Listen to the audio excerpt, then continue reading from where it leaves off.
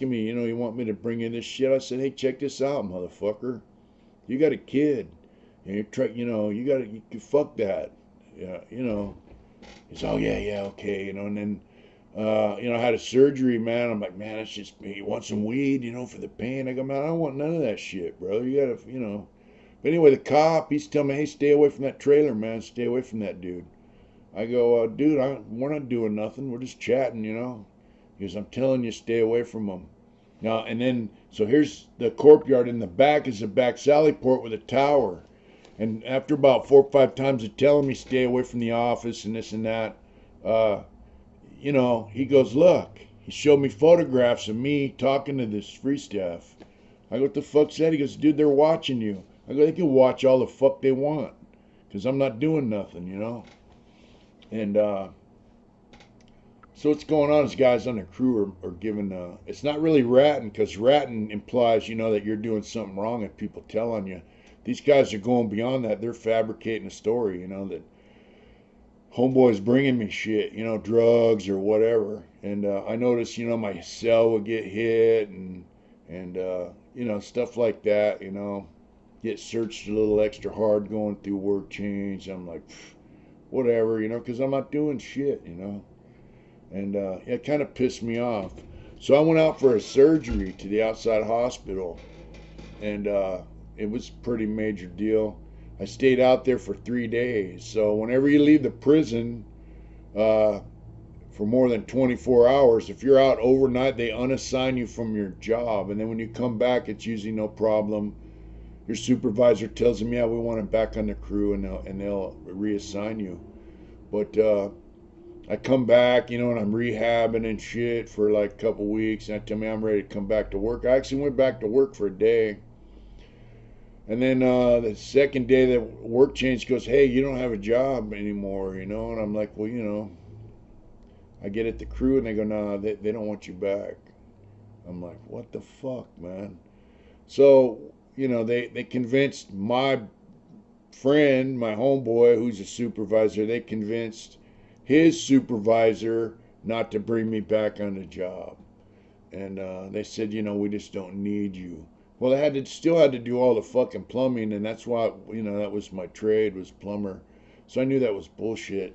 They won't just come out and tell you, hey, we don't want you on the crew because we think you're doing dirty shit. They just tell you, your services aren't needed, and it's unnecessary at this time or whatever.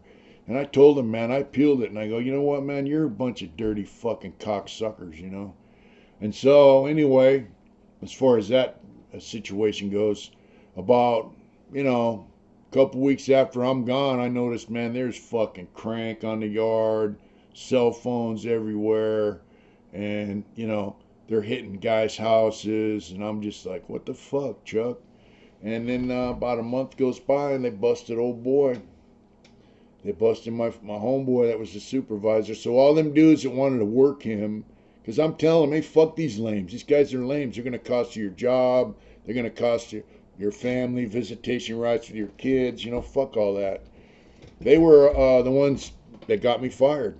And they got me fired so they could work that dude like a rib, and they hooked him up with some Vietnamese cats on the street, man, that had big time speed sack, and that was his drug of choice. He started getting loaded. He got loose. You got to figure there's 1,000 dudes on the yard, man, and you start pumping it, a couple ounces at a speed at a time onto a yard like that. Can you imagine the chaos that starts? Look at how these idiots act out here. They get twacked out, anyway. So they fired homeboy, And now I'm starting to notice, too, like white dudes are just in debt all the fucking time. So all these dudes are in debt. Then you have a small group of guys that don't use. They're just going to their jobs, getting their canteen. Dudes are leeching on them. I remember in Lancaster, I'm walking down the tier with a sack of canteen, and this dude, Larry's like, hey, can I get some soups? I go, no. And he's like, yeah, fuck you. So I did a double take, I go, hey, fuck you. You stuck your fucking soups in your arm, lame. So that's my mentality. You spend your money on drugs, you ain't getting shit from me. So, but I started noticing, that white dudes are basically becoming, now you got to remember, all the gang members or anyone, they got locked up, all the prison gang guys, both different, two different prison gangs. They're all in the hole now, doing indeterminate shoot terms. And now, so they got rid of them dudes. So now the white population's thin. So, and then if they catch a white dude checking paperwork or pushing a line on certain shit, they say you're predatory behavior. Then they give that dude an indeterminate shoot term. So the white population in all the prisons got really thin, man. And so these guys, on one hand, they're all in debt to other races, to blacks and, you know, Southsiders in that pen. And they're broke. Most of them are broke. They spend all their money on fucking drugs. And then on the other hand, they're trying to push a line like white dudes can't do this, white dudes can't do that. And I'm like, man, fuck you motherfuckers. I do what I want. And you know, they had a dude pushing a line there. I had a homeboy. He's you know, he's questionable character, but at the time, you know, he was you know, he was on the yard, and he could fight a little bit, but he was left-handed, and he went up. This guy thought he's running the yard and all that shit. And anyway, he had an issue with the dude, and he went and shook the dude's hand and bob, cracked him in the face, cracked his jaw, you know. But you know, these dudes would be like, "Oh, I'm running the yard." This one dude in particular, "I'm running the yard." And then when shit got thick, they'd be like, "Oh, I'm not running the yard," and they start going to church. And then when things calm down, it's like, "I'm running the yard." And then when things get rough, I'm in church. I'm not running the yard. It's like, make up your fucking mind, right? So anyway, I said, man, fuck this. You know, these dudes are highly unpredictable, trying to tell people how to act. And what they don't know is, you know, I'm not using, but I'm going to other yards and I'm doing a few things. And there were some guys there that didn't want to be known what they were doing. They would slide me tobacco to sell for them. They'd be like, "Can you get me some weed?" And I'd be like, "Yeah, sure." And I'd get them weed, and I'm making money, you know. Mostly tobacco, but weed, you know. I don't fuck with speed, none of that shit. I'm not down with none of that crap. But I'd get these dudes weed, and they were scared to go through these tough guys because they figure they get burned. But they'd come to me and ask them to get them weed or tobacco or sell their tobacco that they were getting from someone. And I would do it. And I was making money. And these guys are like, you know, why are you fucking with that guy? Why do you talk to that guy? You're not supposed to fuck with this. You're not supposed to fuck with that. I'm like, dude, it's none of your business. I do what the fuck I want. And it got to the point, man, where I got me a nice piece of plexiglass. You know, I hadn't carried a piece in quite a while. And so I got a piece of plexiglass, made a knife out of it, had finger grooves in it. You know, one hitter quitter, you know, neck shot. And so these guys are trying to tell motherfuckers how to live, you know. And I said, hey, check this out. You know, I flashed a piece on them, tell them, you know, keep trying to tell me what the fuck to do, I'm going to stick this in your neck. And then they back the fuck up off you, you know, they don't realize. Then there was this dude there, Terry, told all these dudes he was a dropout. You know, he's on PBS. You could see it on PBS did a thing on him. The guy's a queer. You know, he's a gay dude. But you know, back in the day, he was a gay dude in the '60s, and this dude had triple murders. But dudes are messing with him in prison in the '60s. I guess his boyfriends were black. And this is a story I got from several guys that were there at the time, you know. Terry. And so, you know, they were fucking with him. He'd stab him. He'd kill him. He was a killer. But he was also gay, right? So he's there. And he's telling these guys he's a dropout from a prison gang. And I'm like, all right.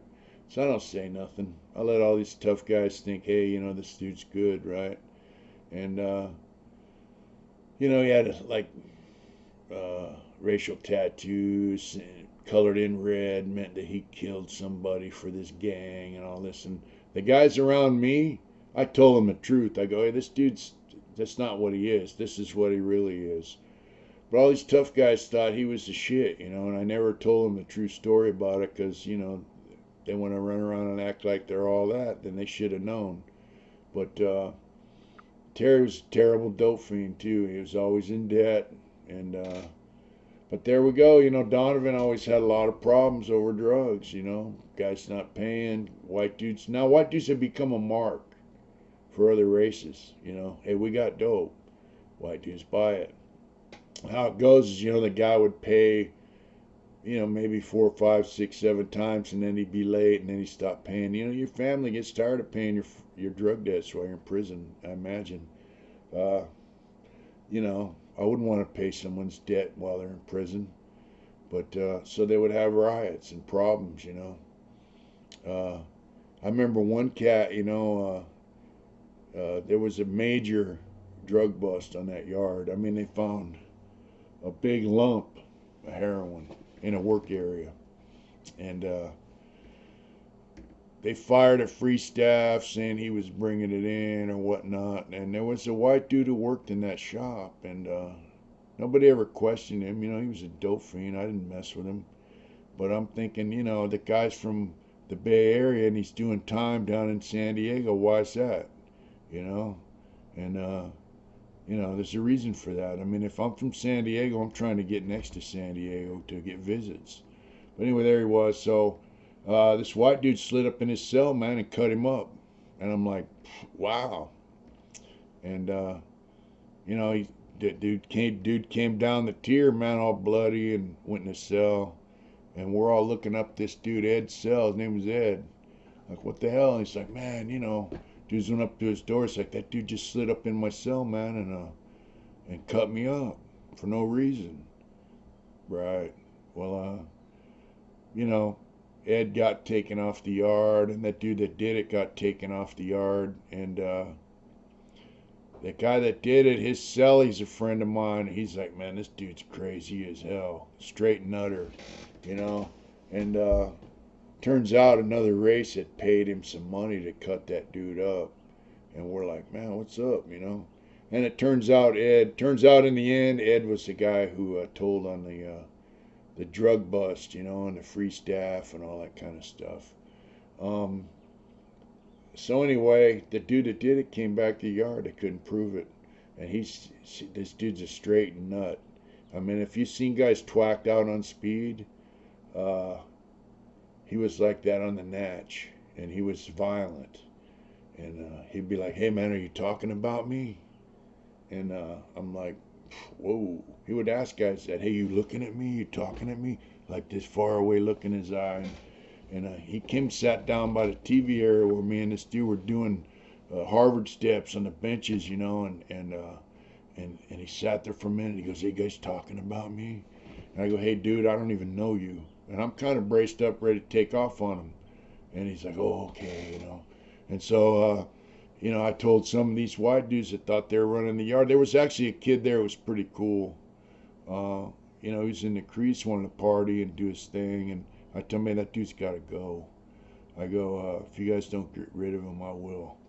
And they're all, hey, we got it, Because, it turns out, that he did that for another race. And even though the guy that got cut was a rat, he did rat. And the guy that got cut ended up going to San Quentin and got found suitable for parole and released. And then it all came out, where we're at that, he went to board in San Diego and Donovan and got found suitable, and they sent him to San Quentin after it. And then he got cut up. And so the deal was he told on this drug thing, went to board and got found suitable. And then he got cut up and transferred down there. So and he went back to board down there, and the board members that found him suitable in Donovan insisted on his release because of his cooperation. So he was a rat, but nobody really knew about it. And it was just a suspect thing. Nobody had proof, but it was pretty, evident. But the guy did that for another race, and none of the white dudes really knew about it. So anyway, here he is back on the yard, and there was this cat from South Bay, L.A., Larry, I believe his name was. Oh, Randy, excuse me. And he was struck out. He was a little older than me. He was fit, kind of thin. He liked to party a little bit, but he'd burpee it up all day long. And he was always like someone had to go. He liked to fight, man. And he'd go out there and beat the shit out of people, And old Larry, goes, I don't give a shit. I ain't never getting out anyway. And sure enough, man, Larry took off on that dude and just beat the holy living shit out of him. And that dude was removed. Randy, excuse me, beat the shit out of him, and that dude was removed. And yeah, that was quite a deal. But Donovan was just became a shithole, man. And so, uh, yeah, there was a time during that time period, um, we got locked down, and I'm like, what the fuck, right? And we were locked down. They're self feeding us, and they got staff cooking the food, staff doing everything. Turns out they say they found a bullet in the plaza. So there's 4 yards, side by side, and then there's a plaza separating all the yards, and then a roadway going down the middle of these two for trucks to have access to the kitchens. Because each yard has its own little mini kitchen. And so out in the plaza, they said they found a bullet, and like a 22 or 223 bullet, and they're looking for the gun. They said they had information that there was a gun, and later on we found out that the exact same scenario took place at Solano Prison, which is at the other end of the state at the same time period. So they bring in this chair you got to sit on to x-ray you. I mean, they're just on it, man. And they trash that place. It took them a couple of weeks, if not a month. We were slammed. Nobody could come out even after they search your building, and it was ugly, and yeah, it was ugly. So I go back to the cell, right? And all our shit, all our bedding, all our property is just in a pile right in the middle of the cell. I live with this dude, like, who's just a nobody kind of guy. He ended up moving out later, but I just like, fuck, dude. I mean, it was just in a pile, everything. And all my hobby stuff, I didn't notice right away. They took all my hobby stuff. It's out in the day room. And I'm like, hey, man, that's my hobby stuff. They're all, we're taking it. There's no hobby. And I go, look, the warden said we could maintain our hobby shit through attrition. We lose it through attrition as we use. And they go, no, there's no hobby. You can't have it. And I'm like, that's my shit. Now, you got to remember, this is, 2004, around there, 2005 maybe. And my mentality is, look, I'm never getting out. And that's my shit. I gotta have that stuff, I got a few $1,000 worth of hobby stuff.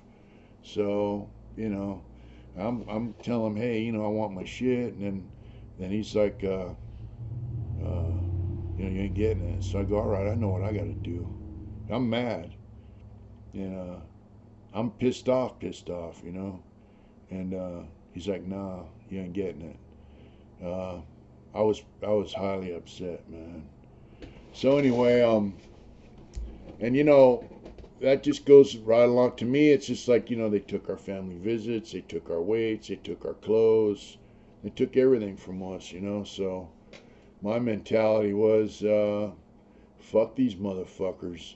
When they took the weights and they were taking the family visits, that was prior to me leaving Donovan the first time. Donovan, they have unlocks, the inlines, like, and you go in, they pop the cells, then they lock all the cells, and then you could go out. So one cop would stand out in front of the building, one cop would be inside the building. And I told a few of these white dudes, man, when they were taking the family visits away, I go, hey, look, man, if you guys let them take our family visits, they're going to take everything from you guys. And they're all, yeah, well, I don't get family visits. They were taking family visits from the lifers. Or I'm not a lifer, I don't care. Shit like that, right? I'm like, look, this is what we need to do. There's 5 buildings, and on the inline, so there's a cop in the front of the building, cop inside the building. So what we do is we just walk in the building and pop the cop. Guy does it, goes in, takes a shower, and you know, that's it. We could get 5 of these guys at one shot, and then and then other prisons will hear about it, and they'll be like, well, fuck, Donovan did that, so we can do it. And you know, I'm telling these guys this, and they go, man, you're crazy. And I was like, what the fuck, dude? You just gonna let them take our shit? And they did. So anyway, a few years later, this is like, you know, 8 years later, here they are taking our fucking hobby, and that's just my mentality. So I told that sergeant, hey man, I know what the fuck I gotta do. He's, are you threatening me? I go, you'll find out. And you know, I was seriously thinking about, you know, I just need to do something about this and just go to the fucking hole. But you know, I'll come off that lockdown, and it turns out some cop said that he found a bullet. He brought that bullet in from the streets. They found out later. And he said he found that in the plaza. And that's what instigated the search. And you got to say, well, why would a staff do that? Well, they get overtime for that shit. You know, they get overtime for that. Serious. Serious overtime. You know, they're searching buildings. They searched my cell like 4 in the morning. So it's just like nonstop searching. Because they're looking for the gun or the rest of the bullets. There were no rest of the bullets, and there was no gun because a cop brought that bullet in, and they found out in Solano a cop brought that one in. So a game they did to get overtime and take our shit, you know. So anyway, we came out off that lockdown, man, and this kid that worked in the laundry, his dad was a warden. You know, I tell him the story about what happened. He goes, hey man, shoot my dad a kite. And I tell him, you know, about your hobby shit. So I did. And, you know, I figured before I jump off the deep end, man, and do something really stupid, because I know that has long-lasting consequences, possibly lifelong consequences.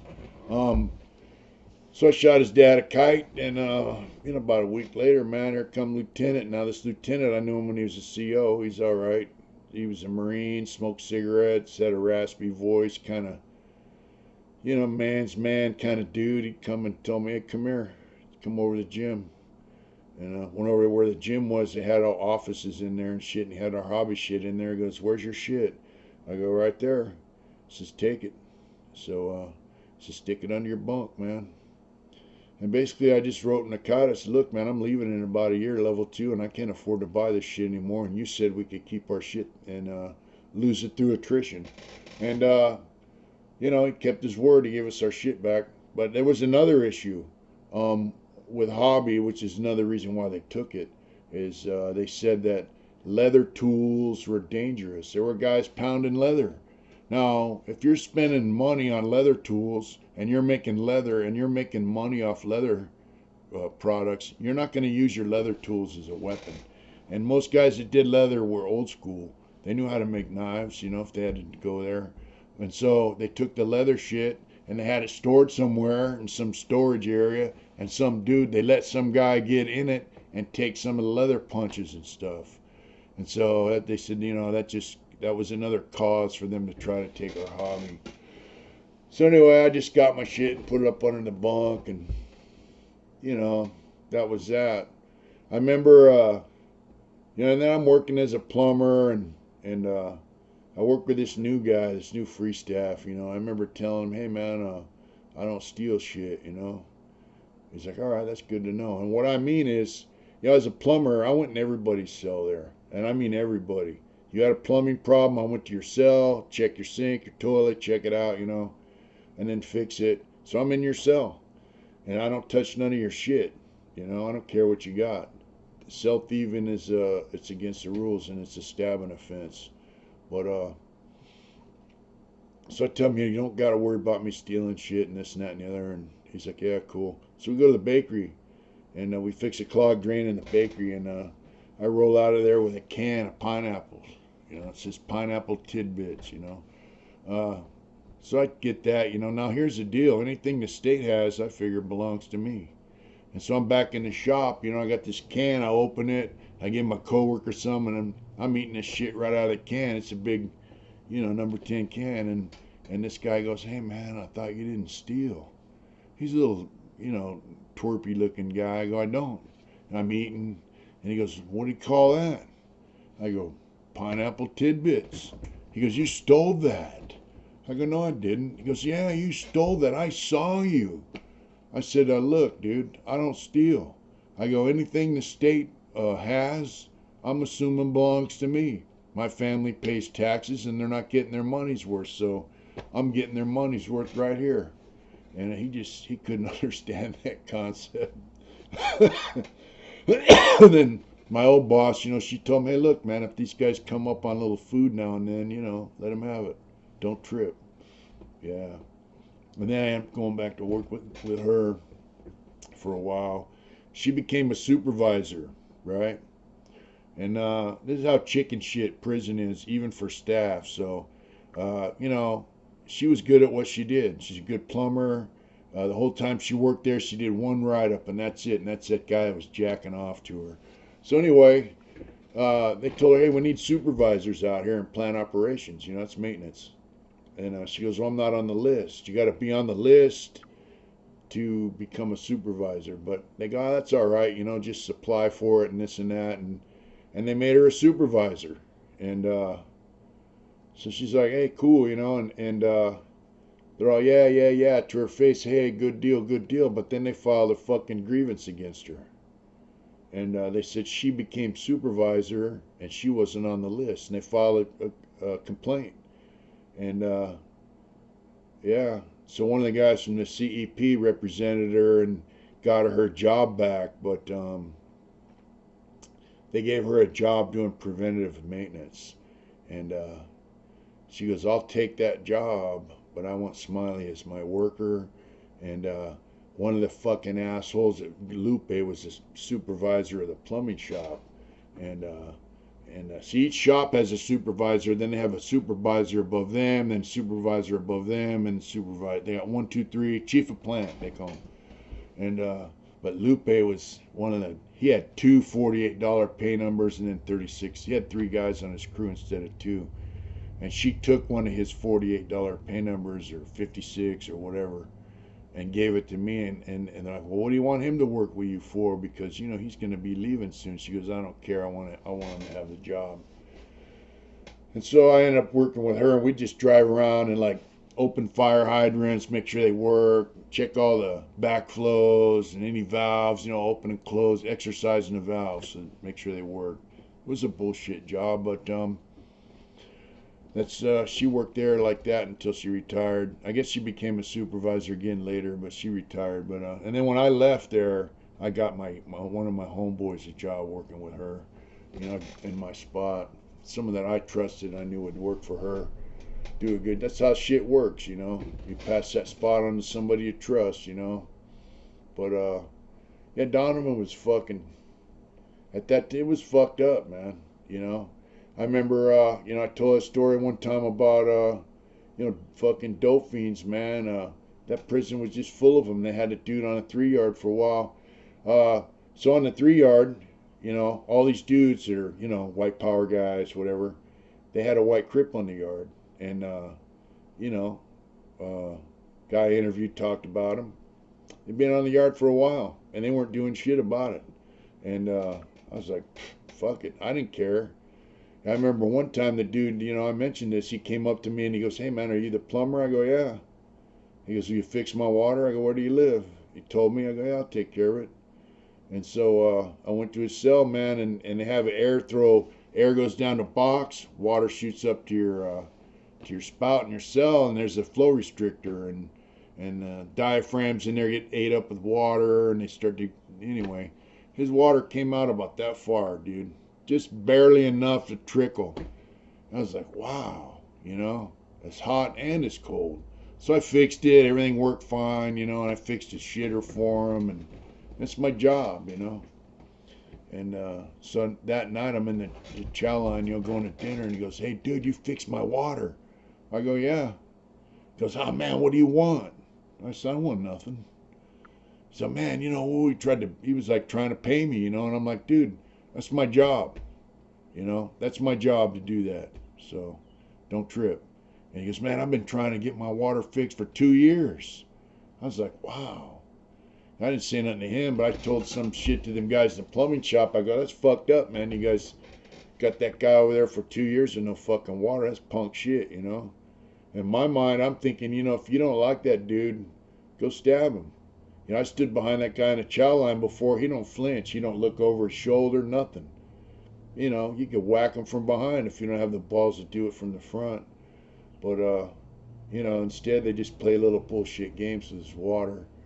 And so, he was thrilled to death. And I'm like, I don't want to get paid, But, so anyway, he was on the yard, and I heard them white dudes saying, yeah, this dude got the best weed on the yard, so they're buying drugs from this dude, and they're paying him, And so I'm hearing scuttlebutt, that they owe him money, and they owe him a lot of money, like about $2,000. In prison, that's a lot of money. And of course, they're not paying him. And then all of a sudden, here comes this other white crip on the yard.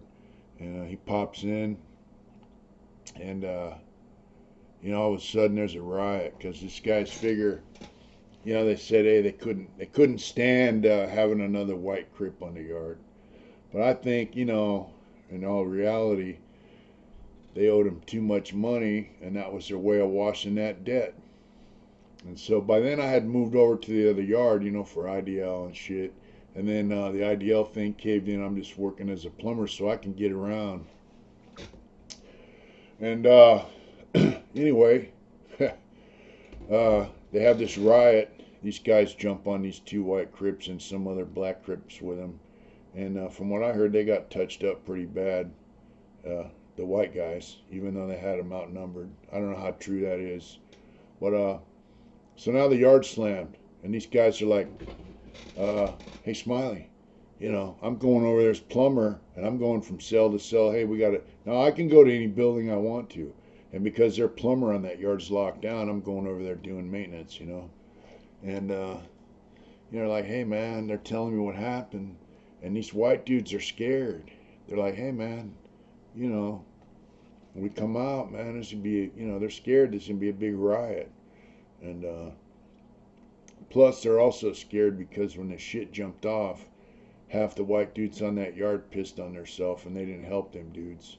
So they're also scared that when they come out, that these white dudes are going to get on their ass for for not getting involved and helping them.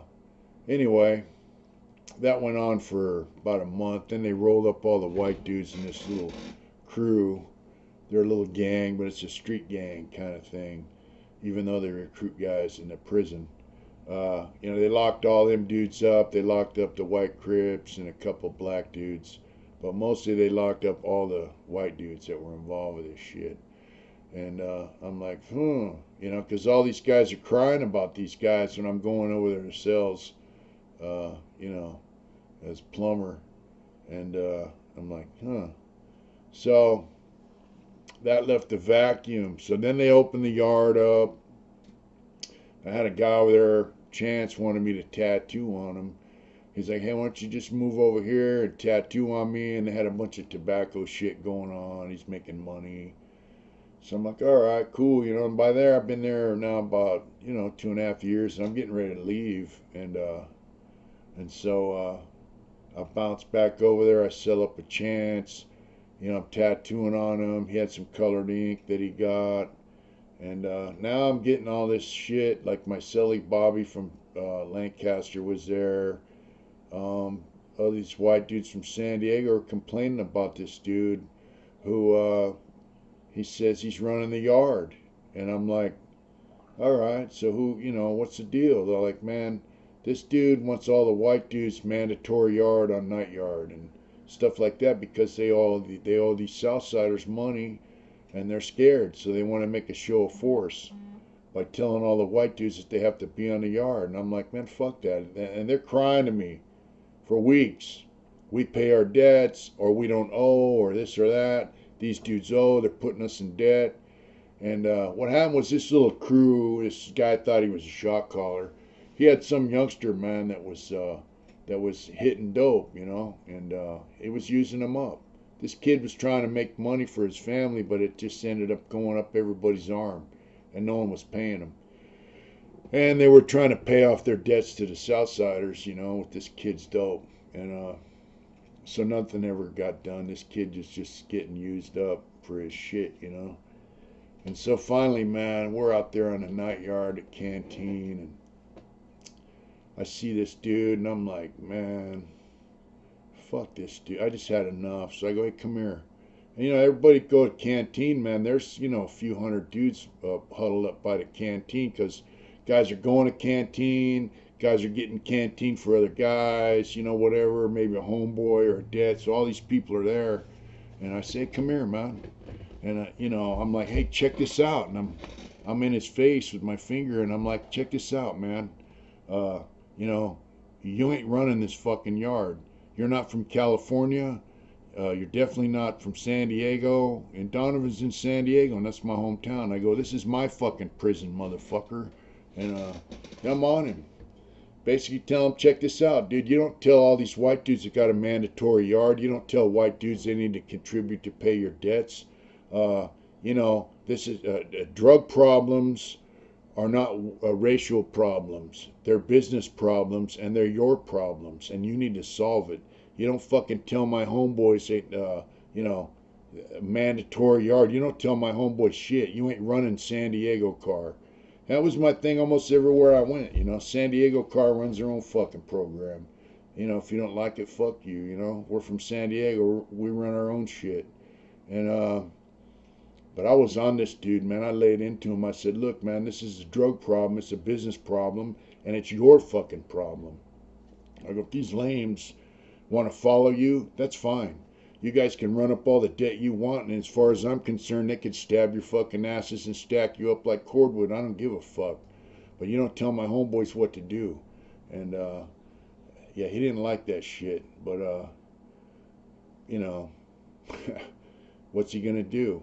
And so that was, that's how Donovan was. It was just a bunch of fucking lames that didn't know how to do time. And, I mentioned things like there's rules, now, especially with all these guys getting out of the shoe and whatnot. People might not like what's going on with that, but somebody has to keep, and, these guys in other states, they don't understand California politics, and these guys that go to S&Y because they don't like people telling them what to do. So they say, here's the deal, man.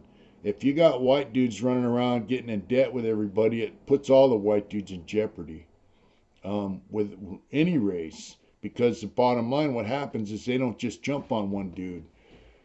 They jump on all the white dudes. And you can't have another race stabbing a white dude, all right? Otherwise, you're up to be stabbed at any time for any reason. So if another race stabs a white dude, there's retaliation. So all that going into debt and all that other crazy shit, it puts everybody at risk. And that was my thing. Hey, look, check this out, dude. This is a fucking business deal. It ain't a fucking racial deal. And, yeah, so, the politics in this state and rules and all that kind of shit for the yard that people do, it's to protect all the white dudes, and it's also to protect other races so they don't have to get in the fucking mix over some stupid asshole.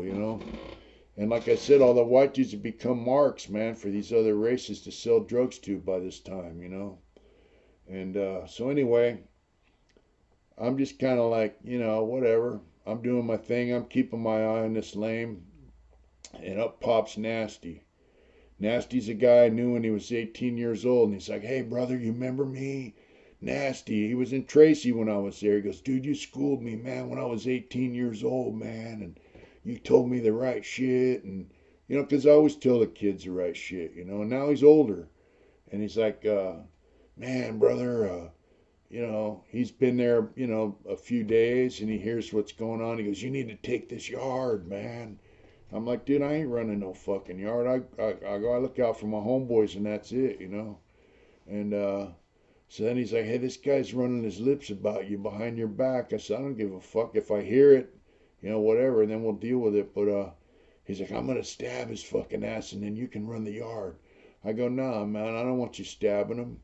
And I definitely don't want to run this yard. And so people have gotten to the staff, because while this is going on, people are getting at the staff about this, about me getting in this guy's face. People snitch, dude. Even on mainline yards, people tell all the fucking time. They get scared. They're trying to earn favors from the cops. They're trying to get transferred, whatever it is. You know, they tell. So anyway, Nasty pops into the fucking chow hall a couple days later, and he's been drinking a little bit, and he goes, "I'm gonna stab that fucking dude right now." I said, "Look, man, I don't want you stabbing him. You know, I don't want to see him get a life sentence for stabbing him. He's already got a bunch of time. If he gets another case, a violent one, he's gonna get struck out." So we chat. You know, he's walks out of the chow hall, and the alarm goes off, and I go, "Oh fuck." Turns out he didn't stab him, but he jumped on him and beat him up. You know, and they go to the hole. And then, you know, I'm working as a plumber. The yard's locked down, locked down. That's when its prison system is just locking the yard down. Late count, late this, you know, no yard tonight all the time. So I come out to go to work, man, and the count's not cleared or some shit, but I'm not close custody. So, and this black cop, he's a big old dude. He goes, "Hey, Smiley, come here." I go, "What's up, man?" He's like, "Hey, man, so you're running the yard now? See?" I go, "No." He goes, "That's a word." I go, "I don't give a fuck what the word is. I ain't running shit, you know?" And, yeah, it was just, Donovan was just a fucked up place. It just became a fucked up place, man. And, yeah, I did some tattooing there. I tattooed on Jimmy, my homeboy Jimmy, and I tattooed on a couple Southsiders there. And, you know, but really it was just a fucked up place to be. And it kind of, I hate to say it, but kind of broke my heart. They turned a good prison into a shithole, you know.